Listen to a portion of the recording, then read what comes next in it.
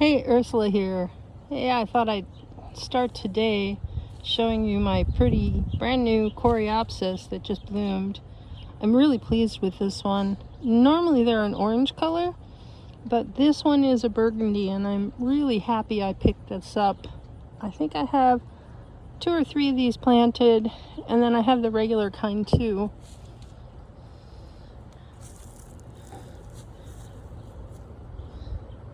You can see I have a sea of calendula, and those bachelor buttons are stunning. And what I noticed is that behind all of it, there's a marigold that needs to be transplanted. But now is not the time. It's bone dry, and the ground is rock hard. Deer have been by. See if you can see what they've been eating. They like my amaranth. They've been really going at it. They went after a few other things, and I had to put up screens to prevent them getting in, and I'll show you that in a minute. Meanwhile, I'm going to show you what I've been planting. Okay, now the sun comes out, huh? Really, really bright. All right. I cleared out a whole section along here. You see, I put a couple of cages just to make sure that something survives. And what I put in here is a chocolate cherry sunflower. So we'll see if that actually comes up. I need to water in here. I planted this whole section with the sunflower. I don't know if they'll come up. I don't even know if I'll get flowers. The ones in the path are from a bird feeder.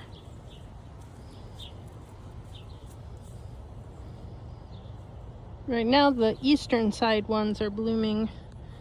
This one got chewed too much. But I cleaned up a lot of the weeds through here and planted all my extra plants, with the exception of some of the perennials, which I'm going to wait until fall to plant. Still have not gotten at this bed. What I'm doing, this is another one of my chores right now, is these are snow peas, and I'm letting them go to seed and then saving the seeds for next year. So I'll show you what that looks like, and then I'm going to show you something else I planted. Let's see if I can get there from here. We're going to have to go take a walk.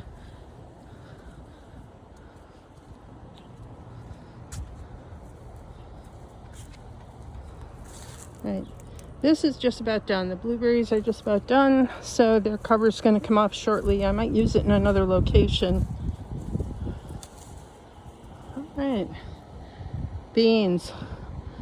I have beans back here, and I took the covers off of them because they were getting the plants were too big for what the covers had space for, and also because pollinators need to get in.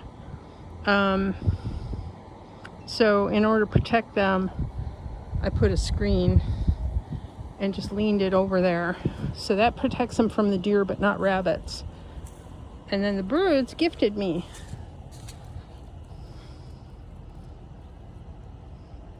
I think this is collard greens. They planted this in my path right next to the bird bath. It almost looks like the flowers are broccoli, but they're not.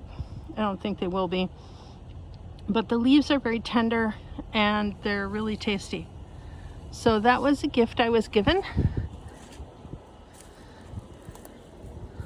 There's another beast that they planted, sunflower, right in the middle of the path.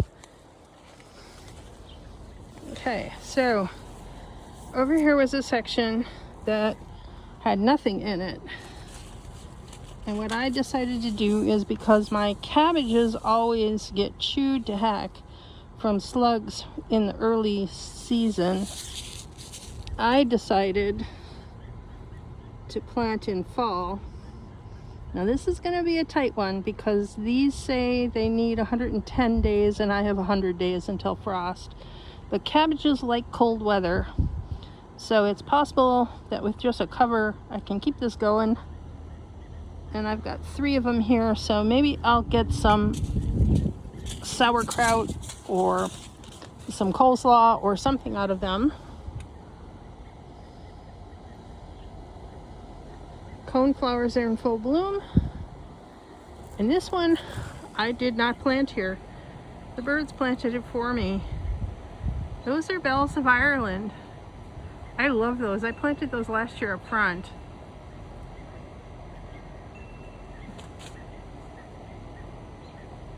I just love those. So that's what's going on in the front. I'm going to take a look at a couple more things.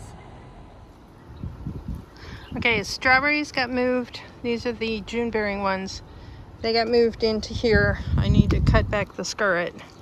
So I have skirt everywhere. There's at least 5 of them. They spread by root or they spread by seed. And the pollinators love them. Although they're better, they taste better after a frost. So in the fall, anytime after the fall, after they've been hit with cold, they're sweeter. I personally like them in February or March. But anyway, that's another story. Strawberries look like they took just fine. I need to clear out more of this to put the rest of them in here. I want to leave a keyhole path so I can harvest. So those are doing good. And what I planted instead in the strawberry spot, we're going to take a look here on the steps. I put in some Swiss chard. I don't know if it's going to come up. We've had very, very little rain.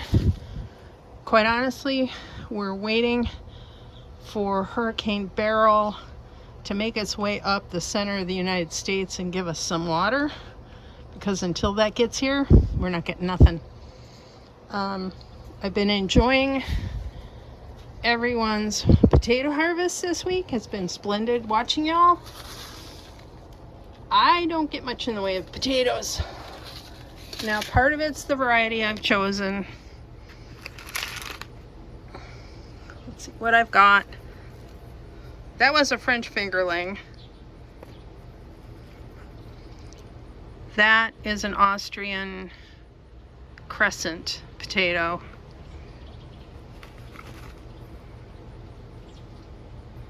These are the Purple Viking. And this is a red one with a red center. It's not a red Norland, it's something else. But when you cut it open, it has a beautiful red center. And this is a culmination of about 5 bags of potatoes. It's not much. So we'll go take a look at what I can get today out of a potato, and we'll look at a couple other potato beds. Meanwhile, I'll show you my peas. This is what I'm harvesting for seed. These will sit in here until they turn yellow and crispy, and then I break open the pods and let them dry out. I usually leave this sit on top of my refrigerator. It's nice and dry up there, and I find it works really well. And this is just an old pie pan. So I find that works pretty well. So without further ado, let's go take a look at some potatoes. I will say that everyone has a unique climate and a thing that will grow that particular year.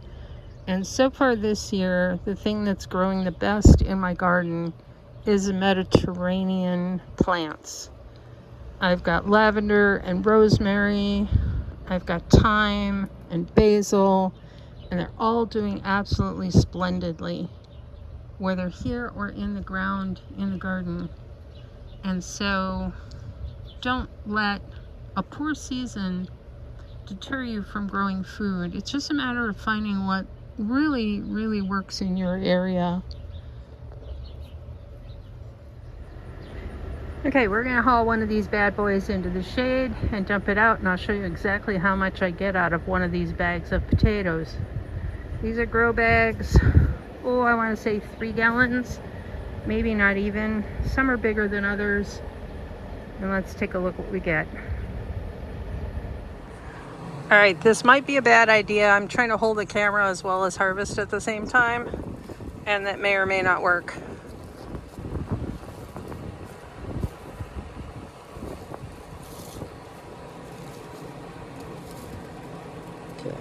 This looks to be some of the Purple Viking.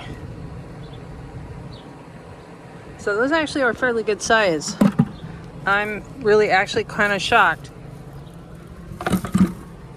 Some of these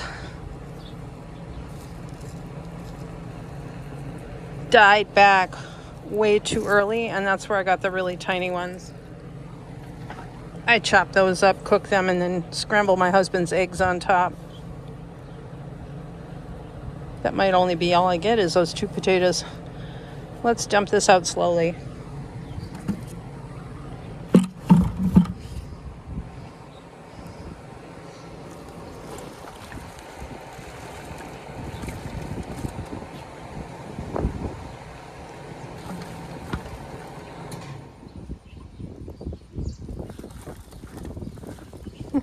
That's my marker. So this would be that it was a blue potato. It wasn't a red one or a store-bought one.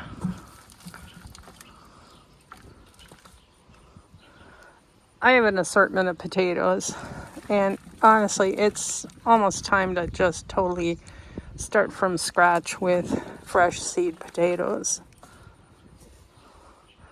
I've been growing these for quite a few years, and they've just really, I don't know, deteriorated, or else just my soil's just not cut out for it. Well, really, it is just that, one handful of dirt at a time. Boring as all get out. It's only exciting when you find something in the dirt.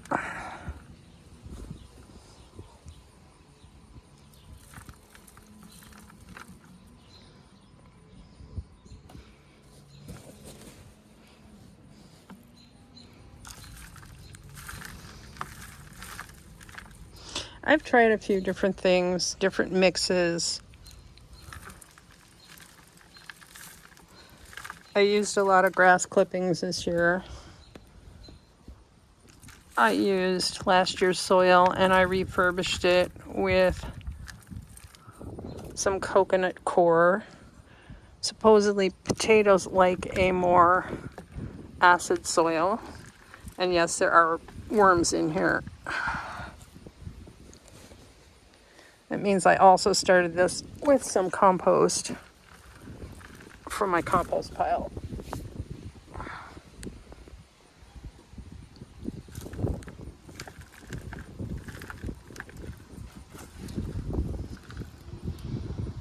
Yeah, I'm not seeing any more potatoes there, and not seeing anything here, but you never know.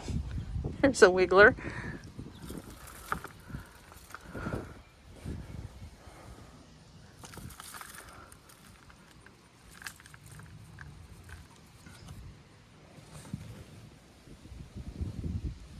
So it doesn't seem to make a difference whether or not I use compost or not.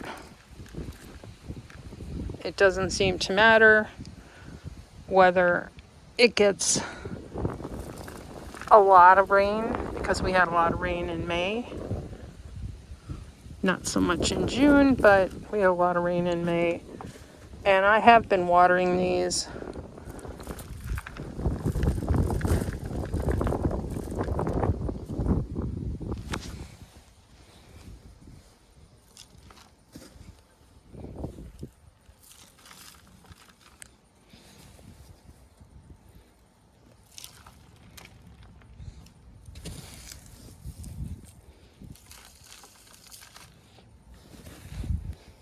And we do weigh the potatoes. Typically a bag like this will grow anywhere from that's a rock, anywhere from 2 ounces to 4 ounces worth of potatoes. And that's about it. I think the most I've ever gotten out of one of these grow bags is 1/3 of a pound. And like I said, I don't know if it's the variety or just what. I planted these April 7th. All my tags have the date listed that I planted. And today is July 6th. So 7th, something like that. They've had plenty of time to grow, and there's just not much to show for it. Just not much to show for it. So I decided to do something else this year. I decided to try and grow in ground, and I won't know the results of my in ground experiment until I dig in fall.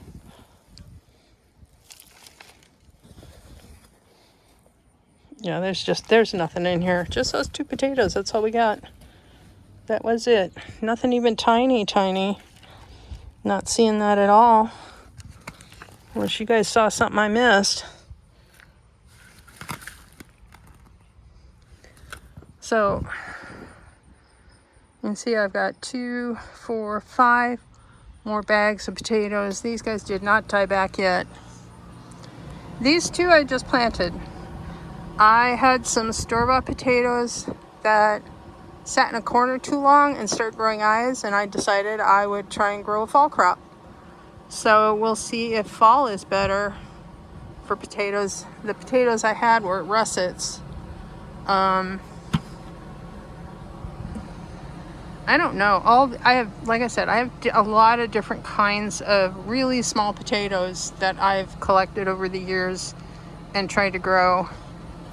And that's all I got to show for it, really. Not a whole lot. What I'll do is I'll recharge this soil with some compost and possibly some coconut coir. I don't know what that is. Squirrels dig in here routinely. I often get peanuts in here. Some neighbor feeds the squirrels peanuts.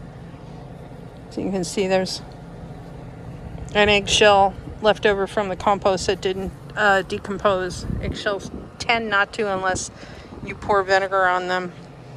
So let's go take a look at the other potato beds. Okay, this is a fire ring that I picked up years ago and filled up with compost. And I just keep adding compost.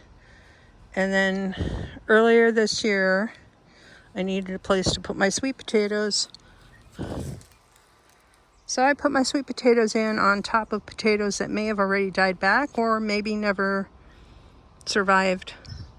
Sometimes they rot out. It was really wet in May. So I may have potatoes mixed with sweet potatoes in the fall. I definitely have one here. This guy is dying back, but there's fresh ones growing. And then it looks like I've got a surprise tomato. I did not plant that. I did, however, plant this one. I think that's coming from back here. No, that's part of this guy. So I guess that's a cherry. It looks like a cherry tomato. I don't typically plant cherry tomatoes. To me, they're like planting weeds. This guy is a tomato, a potato. Sure, I can say words. That's a potato that's ready to harvest. I haven't watered yet today. But what I did do is I took some of the bags and the dirt and did put tomatoes in them. And I have these climbing this trellis. On the other side, I have pumpkins. And then the other thing I did, these guys have been in the shade. I don't think that's going to make a difference as far as what they produce. But we'll see. This whole bed was in the shade. And it's got radishes in it to deter potato bugs. And still has some potatoes, and the drawback of mixing different kinds of potatoes is that they come ripe at different times. You know, they're ready to harvest at different times, and I can't touch this until these guys are ready to come down, and they're not. So I may come in here and pull some of the radishes out and clean this up a little bit, but yeah, I don't know. I don't know what we're going to get this year. So far, I think I've gotten a whole pound of potatoes out of all the grow bags I've harvested, which is about 5, maybe 6. This is the strawberry bed. And we'll walk over here. And this is where I planted that Swiss chard. So you can see I've got a lot more strawberries to move up front. So that's it for this week, everybody. This amaranth is doing lovely, splendid. Just look at that. Cardinal says hi. Take care.